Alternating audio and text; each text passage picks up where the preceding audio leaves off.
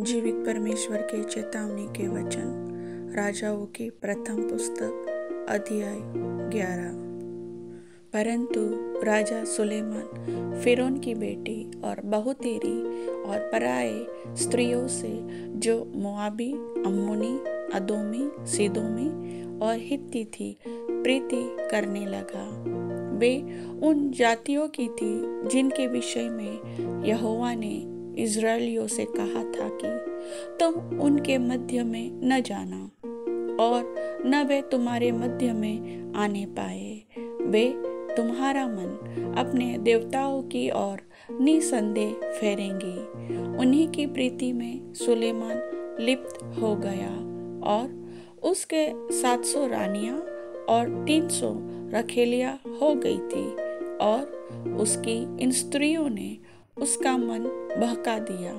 सो जब सुलेमान बूढ़ा हुआ, तब उसकी स्त्रियों ने उसका मन पराये देवताओं की ओर बहका दिया, और उसका मन अपने पिता दाऊद की नहीं, अपने परमेश्वर यहोवा पर पूरी रीति से लगा न रहा। सुलेमान तो सीदोनियों की अस्तोरेत नाम देवी और अम्मोनियों के मिल्कोम नाम घृणित देवता के पीछे चला, और सुलेमान ने वह किया जो यहोवा की दृष्टि में बुरा है, और यहोवा के पीछे अपने पिता दाऊद की नाई पूरी रीति से न चला। उन दिनों सुलेमान ने यरूशलेम के सामने के पहाड़ पर मोआबियों के कमोश नाम घृणित देवता के लिए और अम्मोनियों के मोलेक नाम घृणित देवता के लिए एक एक ऊंचा स्थान बनाया, और अपनी सब पराये स्त्रियों के लिए भी, जो अपने अपने देवताओं को धूप जलाती और बलिदान करती थी, उसने ऐसा ही किया। तब यहोवा ने सुलेमान पर क्रोध किया, क्योंकि उसका मन इज़राइल के परमेश्वर यहोवा से फिर गया था, जिसने 2 बार उसको दर्शन दिया था, और उसने इसी बात के विषय में आज्ञा दी थी कि पराये देवताओं के पीछे न हो लेना। तो भी उसने यहोवा की आज्ञा न मानी, और यहोवा ने सुलेमान से कहा, तुझसे जो ऐसा काम हुआ है और मेरी बंधाई हुई वाचा और दी हुई विधि तूने पूरी नहीं की, इस कारण मैं राज्य को निश्चय तुझसे छीनकर तेरे एक कर्मचारी को दे दूंगा। तो भी तेरे पिता दाऊद के कारण तेरे दिनों में तो ऐसा न करूंगा, परंतु तेरे पुत्र के हाथ से राज्य छीन लूंगा।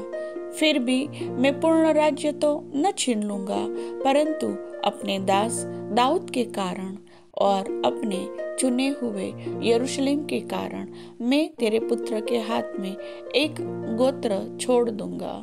सो यहोवा ने एदोमी हदद को, जो एदोमी राजवंश का था, सुलेमान का शत्रु बना दिया, क्योंकि जब दाऊद एदोम में था और योआब सेनापति मारे हुओं को मिट्टी देने गया, योआब तो समस्त इज़राइल समेत वहाँ 6 महीने रहा, जब तक कि उसने एदोम के सब पुरुषों को नाश न कर दिया। तब हदद, जो छोटा लड़का था, अपने पिता के कई एक एदोमी सेवकों के संग मिस्र को जाने की मनसा से भागा, और वे मिद्यान से होकर परान को आए, और परान में से कई पुरुषों को संग लेकर मिस्र में फिरौन राजा के पास गए, और फिरौन ने उसको घर दिया और उसको भोजन मिलने की आज्ञा दी और कुछ भूमि भी दी। और हदद पर फिरौन की बड़े अनुग्रह की दृष्टि हुई, और उसने उसको अपनी साली अर्थात तहपनेस रानी की बहन ब्याह दी, और तहपनेस की बहन से गनुबत उत्पन्न हुआ। इसका दूध तहपनेस ने फिरौन के भवन में छोड़ाया। तब गनुबुत फिरौन के भवन में उसी के पुत्रों के साथ रहता था। जब हदद ने मिस्र में रहते यह सुना कि दाऊद अपने पुरखाओं के संग सो गया और योआब सेनापति भी मर गया है, तब उसने फिरौन से कहा, मुझे आज्ञा दे कि मैं अपने देश को जाऊं। फिरौन ने उससे कहा, क्यों? मेरे यहाँ तुझे क्या घटी हुई कि तू अपने देश को चला जाना चाहता है? उसने उत्तर दिया, कुछ नहीं हुई, तो भी मुझे अवश्य जाना है। फिर परमेश्वर ने उसका एक और शत्रु कर दिया, अर्थात एलियादा के पुत्र रजोन को। वह तो अपने स्वामी सोबा के राजा हददेजेर के पास से भागा था, और जब दाऊद ने सोबा के जनों को घात किया, तब रजोन अपने पास कई पुरुषों को इकट्ठे करके एक दल का प्रधान हो गया, और वह दमिश्क को जाकर वहीं रहने और राज्य करने लगा। और उस हानि को छोड़ जो हदद ने की, रजोन भी सुलेमान के जीवन भर इज़राइल का शत्रु बना रहा, और वह इज़राइल से घृणा रखता हुआ अराम पर राज्य करता था। फिर नबात का और सरूआ नाम एक विधवा का पुत्र यारोबाम नाम एक एप्रेमी सरेदाबासी जो सुलेमान का कर्मचारी था, उसने भी राजा के विरुद्ध सिर उठाया।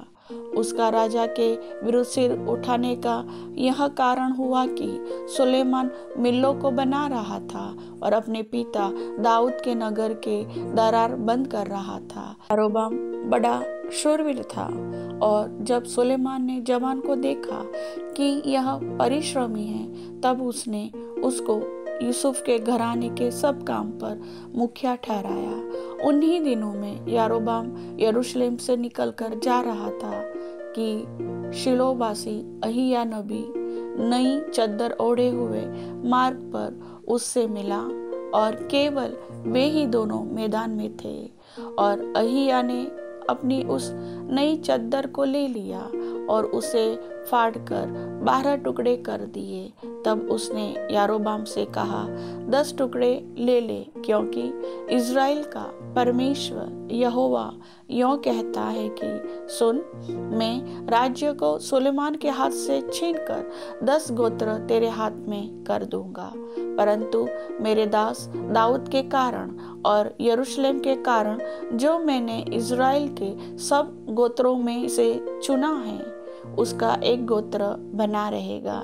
इसका कारण यह है कि उन्होंने मुझे त्याग कर सिदोनियों की देवी अस्तोरेत और मोआबियों के देवता कमोश और अम्मनियों के देवता मिल्कोम को दंडवत की, और मेरे मार्गों पर नहीं चले, और जो मेरी दृष्टि में ठीक है वह नहीं किया, और मेरी विधियों और नियमों को नहीं माना, जैसा कि उसके पिता दाऊद ने किया।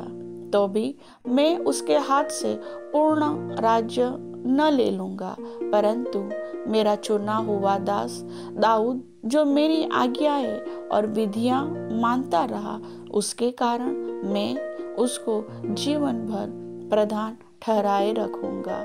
परंतु उसके पुत्र के हाथ से मैं राज्य अर्थात 10 गोत्र लेकर तुझे दे दूंगा, और उसके पुत्र को मैं एक गोत्र दूंगा, इसलिए कि यरूशलेम अर्थात उस नगर में जिसे अपना नाम रखने को मैंने चुना है, मेरे दास दाऊद का दीपक मेरे सामने सदैव बना रहे। परंतु तुझे मैं ठहरा लूंगा, और तू अपनी इच्छा भर इज़राइल पर राज्य करेगा।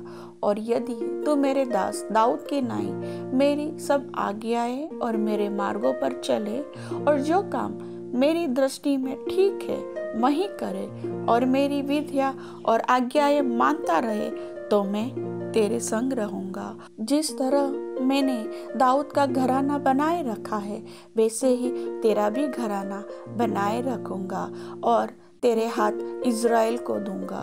इस पाप के कारण मैं दाऊद के वंश को दुख दूंगा, तो भी सदा तक नहीं।